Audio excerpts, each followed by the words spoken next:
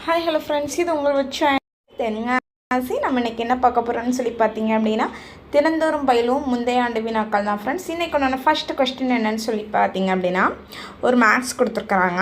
Bracket -1 2/7 plus bracket -3 5/7 plus 6 4/7 இன் மதிப்பு என்னன்னு சொல்லி கேட்குறாங்க. இதனுடைய மதிப்பு என்னன்னு சொல்லி பார்த்தீங்க அப்படின்னா, அதாவது சிம்பிளிஃபிகேஷன் வந்து கேட்டிருக்காங்க. நமக்கு ஆன்சர் 11/7, அதாவது சி.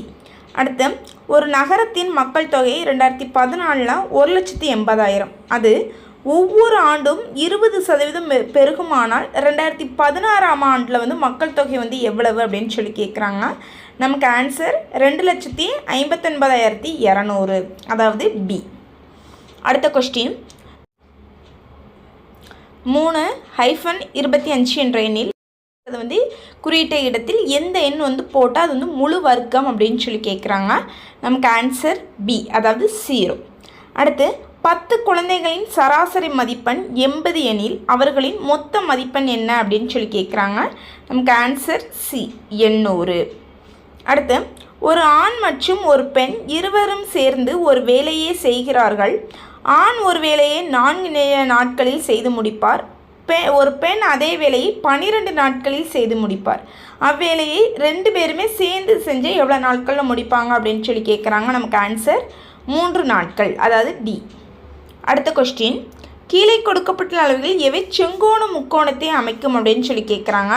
எது அப்படின்னு சொல்லி பார்த்தீங்க அப்படின்னா ஆன்சர் சி, அதாவது 5 5 5 √2. அடுத்த ஒரு சிம்பிளிஃபிகேஷன் கொடுத்துருக்காங்க. √609 ப்ளஸ் √248 ப்ளஸ் √60 ப்ளஸ் √7 ப்ளஸ் √81. இதனுடைய மதிப்பு என்ன அப்படின்னு சொல்லி கேட்குறாங்க. நமக்கு ஆன்சர் பி, 25.